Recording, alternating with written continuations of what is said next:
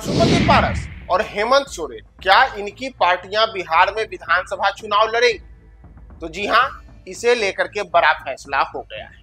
नमस्कार, मैं हूं प्रियदर्शन और आप देख रहे हैं न्यूज फॉर नेशन। और हम महागठबंधन के भीतर सीटों के शेयरिंग को लेकर के जो तेजस्वी यादव के नेतृत्व में वार्ता हुई है, उसे लेकर के बड़ी खबर यह निकलकर सामने आई है कि पशुपति पारस की पार्टी और हेमंत सोरेन, यानी कि जो झारखंड के मुख्यमंत्री हैं, इन दोनों की पार्टियों के बिहार में चुनाव लड़ने को लेकर के बड़ा फैसला महागठबंधन ने लिया है। और इसमें तेजस्वी यादव, साथ ही साथ कांग्रेस और वाम दल मुकेश सहनी, इन सब के द्वारा आम सहमति से यह तय किया गया है कि इन दोनों पार्टियों की महागठबंधन में एंट्री को लेकर के किसी प्रकार से कोई मनमुटाव नहीं होना चाहिए और हम सबको अपने कुनबे को मजबूत करना चाहिए। और इसमें पशुपति पारस हो या फिर हेमंत सोरेन की पार्टी झारखंड मुक्ति मोर्चा हो, इन सब को बिहार विधानसभा चुनाव में चुनाव लड़ने के लिए महागठबंधन के बैनर तले एक साथ लाने में हमें किसी प्रकार का कोई गुरेज नहीं है। तो दरअसल आपको बताएं कि तेजस्वी यादव के नेतृत्व में उनके ही आवास पर महागठबंधन के घटक दलों के तमाम बड़े नेताओं की बैठक हुई है। और इस बैठक में जो बातें निकलकर सामने आई हैं, उसमें खास तौर पर पशुपति पारस की पार्टी राष्ट्रीय लोक जनशक्ति पार्टी और हेमंत सोरेन की पार्टी झारखंड मुक्ति मोर्चा, जो मौजूदा समय में झारखंड में सत्तारूढ़ भी है और खुद हेमंत सोरेन वहां के मुख्यमंत्री भी हैं, इन दोनों को लेकर के यह तय किया गया है कि इन दोनों पार्टियों को बिहार में चुनाव लड़ने के दौरान महागठबंधन के बैनर तले ही रखा जाएगा। तो ऐसे में बड़ा सवाल है कि इन दोनों दलों को कितनी कितनी सीटें महागठबंधन की ओर से दी जाएंगी।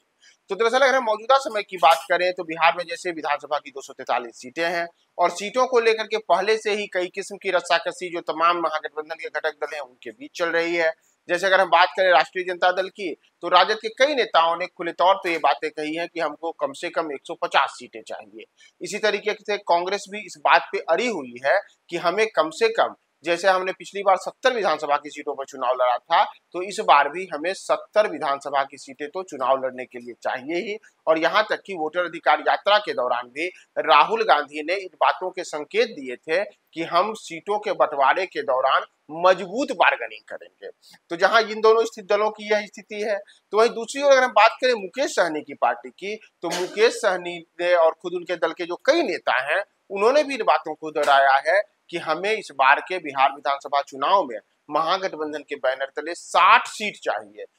संभव है कि यह एक बहुत बड़ी डिमांड है। और इतना ही नहीं, मुकेश सहनी ने खुद को उप मुख्यमंत्री का चेहरा भी बता रखा है। तो ऐसे में उनकी डिमांड पूरी होगी, या अपने आप में एक बड़ी कह सकते हैं चुनौती है और बहुत बड़ी डिमांड है मुकेश सहनी की ओर से। इन सब के अतिरिक्त जो वामपंथी दल है, उनके द्वारा भी लगातार ये मांग की जा रही है कि हमें कम से कम 40 से 50 सीट चाहिए। तो संभव है कि जिस प्रकार से सीटों की मांग एक दूसरे दल कर रहे हैं, वह तो पूरा होने से रहा। और इन सब के बीच पशुपति पारस और झारखंड मुक्ति मोर्चा को कितनी सीटें दी जाए, यह भी बड़ा सवाल हो गया है। तो सूत्रों का कहना है कि पशुपति पारस की पार्टी राष्ट्रीय लोक जनशक्ति पार्टी और झारखंड मुक्ति मोर्चा जो हेमंत सोरेन की पार्टी है, इन दोनों को सम्मानजनक सीटें दी जाएंगी। यानी कि सम्मानजनक सीटों का मतलब है जो वैसी सीटें जिन सीटों पर विशेष करके पशुपति पारस, उनके साथ के जो कुछ अन्य नेता हैं, उन नेताओं की दावेदारी है, तो उन 4 से 5 सीटों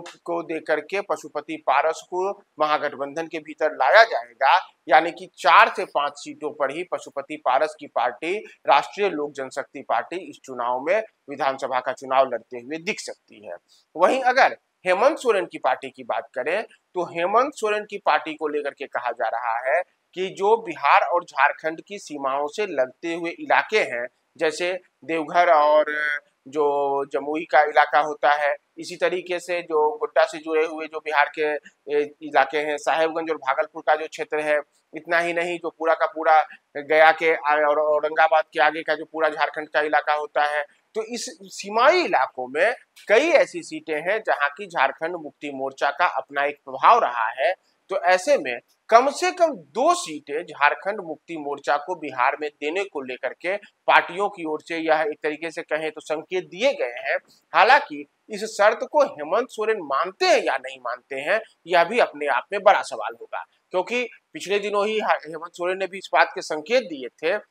कि वे इंडिया गठबंधन की मजबूती तो चाहते हैं, लेकिन अपने लिए सम्मानजनक सीटें भी वह चाहते हैं। तो ऐसे में पिछले दिनों ही उन्होंने बिहार में जब वह आए थे और बिहार में वोटर अधिकार यात्रा के दौरान आने पे उन्होंने न केवल राहुल गांधी के साथ मंच शेयर किया था, बल्कि लालू यादव से उनके आवास पे जाकर के भी मिले थे, उनका पैर छू करके आशीर्वाद भी लिया था। तो यह आशीर्वाद अब कहां तक रंग लाता है और क्या वे राष्ट्रीय जनता दल और कांग्रेस की शर्तों को मानते हुए केवल 2 से 3 सीटों पर सिमटने को तैयार रहते हैं, या फिर उनकी डिमांड कोई ज्यादा बड़ी होती है। तो इन तमाम स्थितियों में बिहार में महागठबंधन के बैनर तले भले ही हेमंत सोरेन और पशुपति पारस के आने की बातें करीब करीब तय हैं, लेकिन सीटों को लेकर के मामूली तौर पर रस्साकसी का जो दौर है वह आगे आने वाले दिनों में भी दिखेगा, और इसके बाद ही यह तय होगा कि कौन सी पार्टी कितनी सीटों पर चुनाव लड़ेगी। फिलहाल यह तय माना जा रहा है कि पशुपति पारस को 4 से 5 सीटें और हेमंत सोरेन को 2 से 3 सीटों को देकर के महागठबंधन में लाने की तैयारी कर ली गई।